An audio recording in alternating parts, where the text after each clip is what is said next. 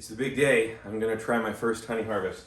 But before I get into it, I thought you might like to see some of the setup that I'm gonna be using to actually extract the honey. So what I have here, the first step is gonna be to bring the frames in from the hive and then go to this. This is just a Sterilite box that I got at Home Depot with 2 pieces of just scrap wood that I had, and I rinsed these off to make sure there's no dust or anything on them. But what happens is I'll come over here, take frame by frame, and you rest the frame on these pieces of wood, and I'll use my uncapping knife, and I'll show you the uncapping knife here. There are different types of uncapping knives. This is one that I got from an old beekeeper who had to get out of the hobby because of his health. This is an electric uncapping knife, and so the blade gets hot and you can use it to gently cut all of the cappings off of the frame. Now, he gave me this warning. He said if you stick this in the wall, you just plug it in, you're gonna roast your knife. 120 volts is too much electricity going through this knife, and you'll just fry it very quickly. It won't last for very long. So he also sold me this ancient, what he called a Variac, which is a variable AC motor. And I'll plug it in here, and then I can adjust the voltage up to 140 volts or clear down to 0. But I'll probably have it at about 40 volts, or I'll start there and see what happens. But just to get enough electricity in it to keep this knife warm enough to cut the wax, but not enough to cook the actual electrics inside the knife. So we'll use that to cut the cappings off. They'll drop into this bucket right here, and I'll keep the cappings, and then I'll work on separating those cappings later from the residual honey, because you can use that wax for various things. Once the frame is uncapped, I'm going to bring it and put it in here, which is a centrifugal honey separator that I got from the same guy who gave me the knife. And this one is a fairly small one. This is a 2-frame extractor, and I'll show you a close-up in a minute of how it actually works. But we'll put a frame on each side to keep it balanced, and then you spin this handle, and it spins the frame holder inside, and the honey is flung out to the inside of the barrel, and it drops down at the bottom. Now this right here will be closed. Right now I have it open because I just cleaned it out and I'm letting it dry out. But this little, it's called a honey gate, and I'll have that nice and tightly closed. And then once all of the honey is full, and this can hold, according to the guy that I bought it from, this maximum that it can hold is about 15 pounds worth of honey. And that fills it up to about this bottom line here on the barrel. But once that's done, then I open this honey gate up, and the honey will pour out here down into this bucket. But before it hits the bucket, it goes through this honey strainer. And this is cool. I found this at this weird store called NPS here in Salt Lake Valley.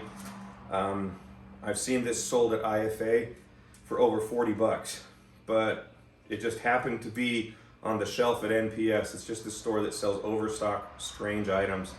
But it was there, and it was $12 or $13. But it's a 2-stage honey sieve. And if you look really closely, the first stage that it goes through is a fairly broad sieve. The second stage that it goes through is a much finer sieve. And this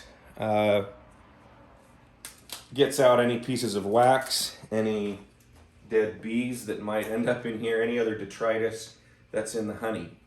And it goes into this bucket, which is just a 5-gallon bucket that I got at IFA.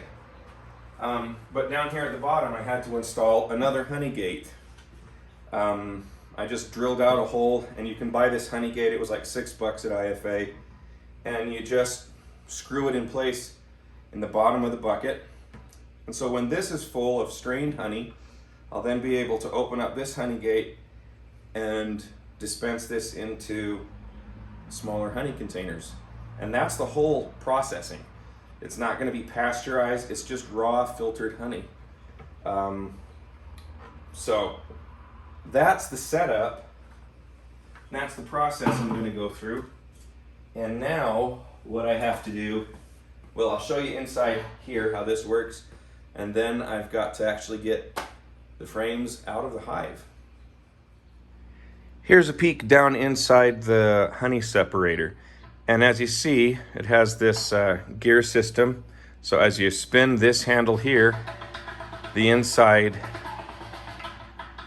frame holder spins around. And we'll just put the uncapped frame down in this side. We'll put one down in this side. And then we just spin it, and that flings the honey out of the frames, and it collects in the bottom of the separator. Okay, I'm getting ready to go out to get the supers off. But one thing that I'm going to wear that I've only worn one other time when I first hived the bees, I'm going to wear my gloves this time, because from what I've read, the bees get very protective at this point. They don't want their honey taken, and they go on the defensive, or on the offensive almost. They will start stinging to get you to stop taking their honey. So I don't want bare hands at this point. So I've got my leather gloves, my leather beekeeping gloves. I've got long pants on with boots, and I will be fully covered this time. All right, here we go. I'm gonna put my gloves on now and then get smoking. Smoker's going pretty well. We'll get these on, and this shouldn't take too long, provided that the bee escape board that I put in yesterday did its job. I'm hoping that it has. So got my gloves on. Time to start taking some honey and seeing how they react to this whole process. I've got quite a few yellow jackets. They've become a big issue here late in the year. I've got yellow jacket traps all over the place, but they are still making their presence known. Okay. There we go. Oh, good smoke. Okay. Now, since I opened this up yesterday, I'm not thinking it's going to be too hard to get things unattached. Here we go. Now, it's a good sign. There are only two bees on the inside of the outer cover, and just a handful of bees that I can see right away in this upper super. So it looks like the bee escape board did its job fairly well. Okay, I'm gonna take this super, I'm just gonna take this whole super off.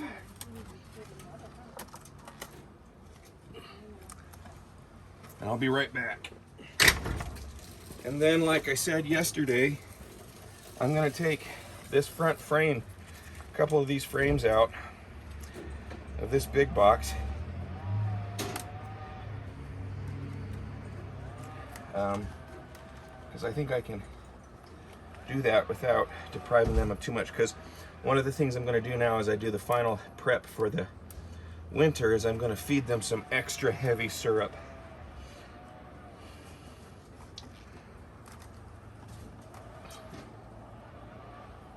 Just to get them really beefed up for the winter. Yeah, I don't know if you can see, not many bees on that board.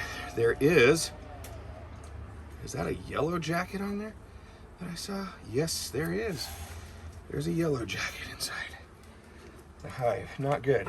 Okay, I'll be back and come to get 2 more frames. All right, 2 more frames. And then I will be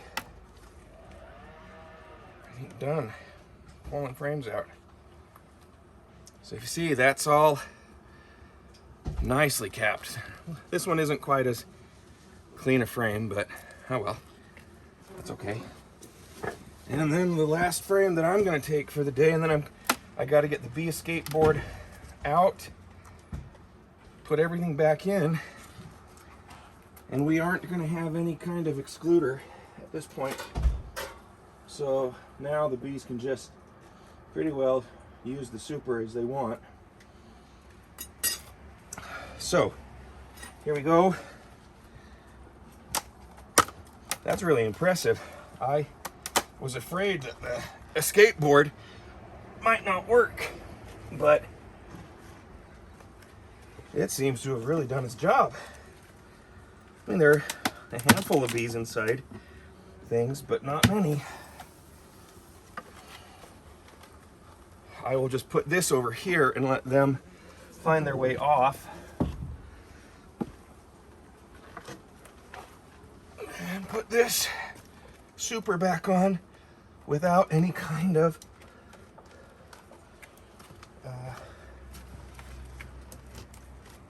excluder. And I'll be coming back in a little while to put the harvested frames back in once the honey's out of them. So there we go. That step is done, and I'll just show you really quickly. What I'm going to do here is I just put the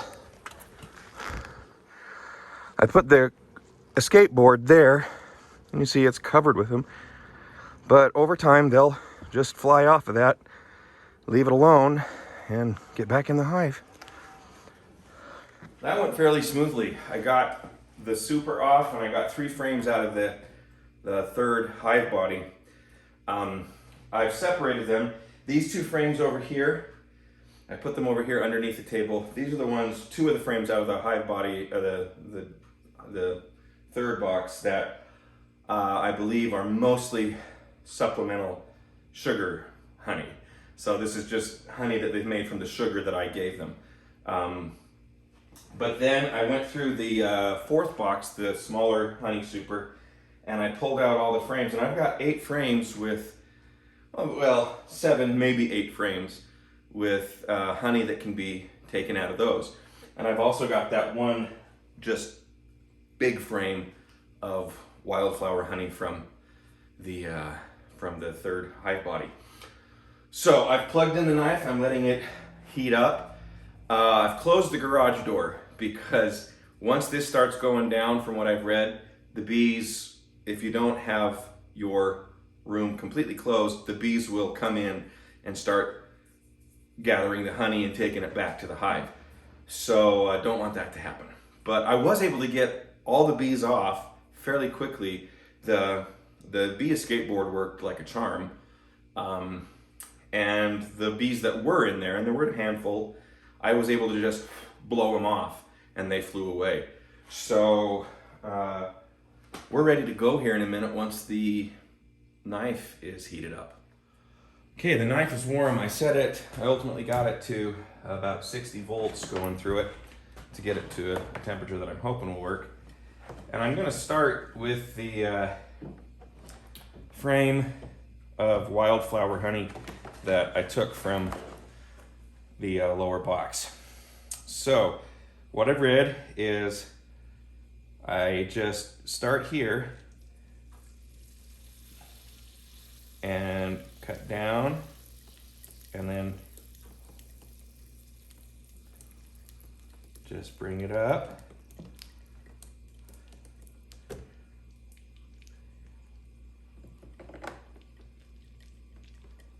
And it should take off most of the capping. Oh, that smells so fun. So good. And then we'll just start and go down. Actually, maybe I need to heat the knife up a bit more because that's not working as efficiently as I've seen other people's work. So I'm gonna zip that up to 70, see how that works. And we'll just go down.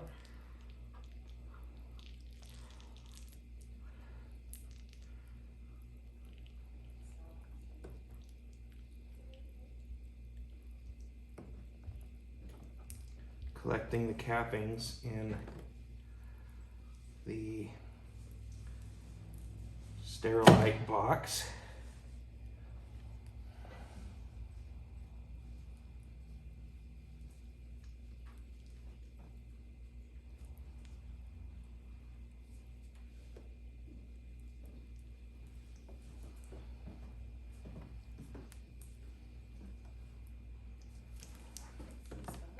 And that is one side uncapped. Now I'm going to turn it around and do this side. Maybe I'll just start kind of in the middle here, go down, and then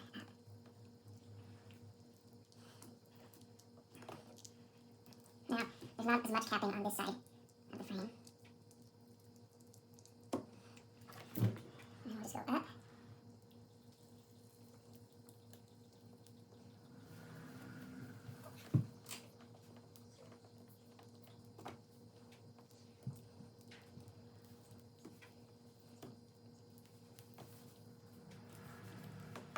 Yeah, that's pretty well uncapped. And I'll get one of the smaller frames now. I don't think I have to actually uncap anything on these frames, see, because there's just no real capping there. Okay, so I'll bring you over here now and just show you quickly what I've done. Now it's going to be a little uneven because that frame is significantly smaller than the big frame. But I don't want to mix the wildflower honey with the supplemental honey, so I'm going to do all the wildflower honey together that I can, and we'll go from there. So you see, from what I've read is you don't spin it too fast, but I'm going to have to put the camera down so I can steady it. You just spin it steadily and it'll fling out of this outside frame, and then once that one is empty, then I'll take them out, turn the frame around, and spin out the other side. So I don't know if you want to see all that, so probably not. I'll just stop now and do another section when I'm a little bit further along. So I'm going handheld here. I'm learning. This is all a learning process. I started spinning, and I've learned several things so far. First off, you need to have the weight in your separator as evenly distributed as possible. So I've had to cut, I couldn't have a small frame in again and have that counterbalance the bigger frame. So I have uncapped another one of those big frames, which I was hoping to kind of do them separately, but it just was wobbling so badly I couldn't really keep spinning it. Also, I was spinning and spinning at a nice steady speed and nothing seemed to be coming out. So I stopped and I did some reading. And you need to do this in a warm room. So what I have done, I pulled out my heater there. And I have set that up in my garage right near where I'm trying to get this honey out. I've also found out that, and I've just cranked it up, it is now uncomfortably warm in here for me. I'm a person who could live in that freezer and be happy. So it's just warm, but you need to have it warmed up enough so that the honey can flow and so that the wax is actually not too brittle. So it's warm in here. It's probably 80 plus degrees in here, 80, 90 degrees, and heading towards 90 degrees. So that's where I am right now. And here's what it looks like. I also found out that it's easiest to spin my separator if it's on the floor. So I have it down on the floor and I've been spinning. I'm gonna start spinning again. And from what I've read now, you need to spin 5 to 10 minutes to get one side of the frame empty. So this is a long process. This is a process, holy cow. Well, I've gotten through the 3 big frames and about half of the small frames that I have. But I just wanted to show you, see, it's the honey gathers there in the bottom, but that does not look appetizing yet. That's why we're gonna have to strain it because there's a lot of wax that falls off into it. Anyway, I also thought I'd show you, this is the remnants from uncapping those 3 frames. And one thing I'm gonna show you now is how to use this capping scratcher, because I do have to take off some cappings in these small frames, but they're not enough to justify using that big knife. So I'll do that now. This is one of the smaller frames, and yesterday I did the shake test and nothing drips out of it, so it is ready to harvest. But it does have a few cappings on it, if you see right through there. So what I'm going to do is I'm going to use this capping scratcher. Let me turn around, come this way. I'm going to use this capping scratcher to get those off. Now it's called a scratcher, but I've done some reading and watched some videos, and you don't really scratch it because that mucks up the honey cell, the cells. And the hope is that I'll put this back in the box, and next spring I can put this super back on, and they already have all the bulk of the wax cells that they need, and they can just get going on putting honey down instead of building up comb. So you don't scratch because you don't want to destroy the comb.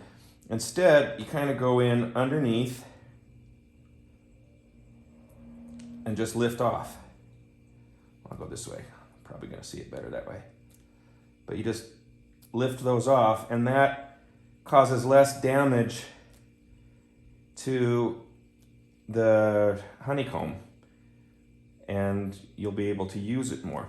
I'm going to just scrape it off. One thing I'm learning is this is a wonderful smelling process.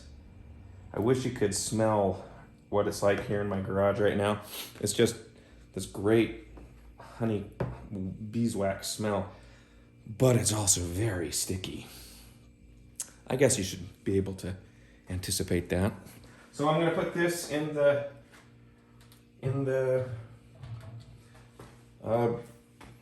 extractor.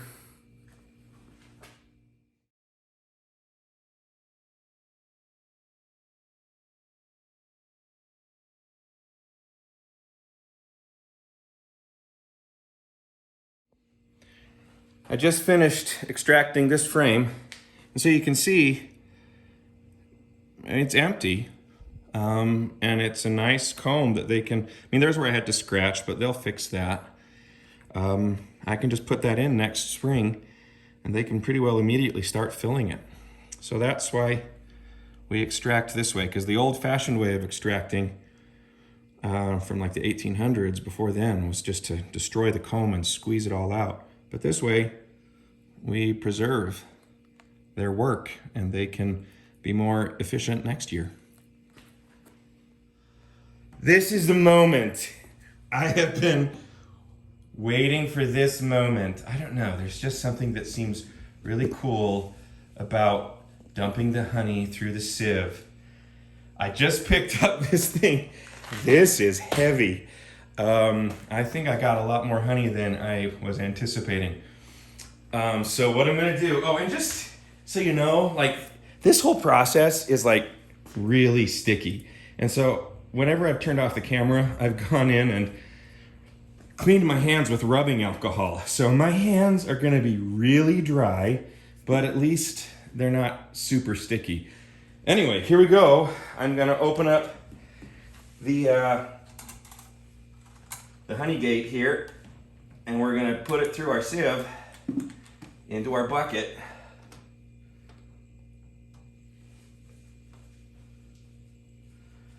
And I'll just put that on the ground and we're just gonna let that empty. Is it showing up on the camera? Mm-hmm. My daughter is here with me. She's not feeling too great today, so she's had to go to the doctor, but it means she gets to be here instead of being at school. So there we go. That's a lot of honey. That's a lot of honey. Is it even halfway done? No, and it's gonna take a while, but there's a lot of wax that has to come out of that. So it's probably not that much. Oh no, there's a lot of honey here. Oh, and just to know, I cleaned everything with hot soapy water before I've used it. So hopefully everything is as clean as I can get it here in the home setup. But there you go. There's the honey coming out. That is dark. It's a dark honey. And it is really warm out here. But that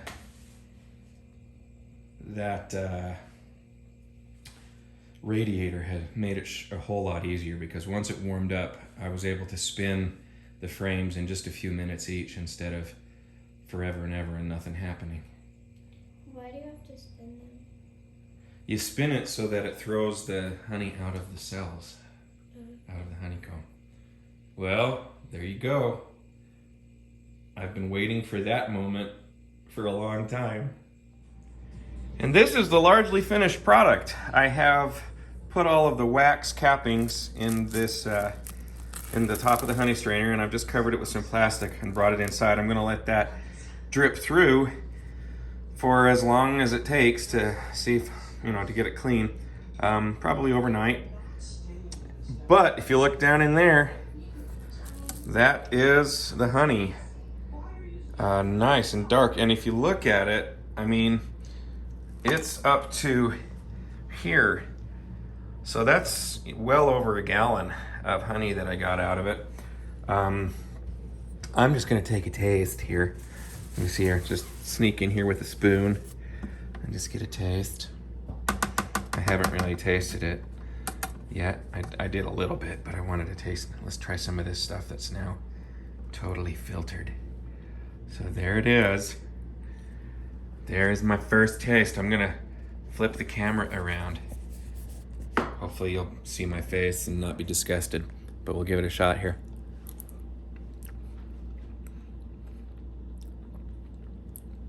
That's good. It's definitely not store-bought.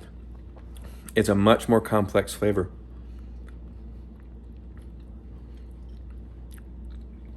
It's what I've been working for and looking forward to for a year and a half. It's pretty cool. Well, I got a lot more honey than I expected to get. And so I would say that to this point, my honeybee experience this year has been a success. Now I'm gonna head into the winter. And in the winter, the goals become different. Basically, the goal becomes helping the bees to survive. So I'm gonna bottle up what you saw. We don't have little bottles to put it in yet, but let's just say that friends and family, you know what you're getting for Christmas. We'll get that bottled. And I'll do some videos now of how I'm gonna winterize the hive, because now I have to move to that. Get it winterized and get the bees healthy and ready to get through the winter, so that next spring, hopefully I can get some spring honey too.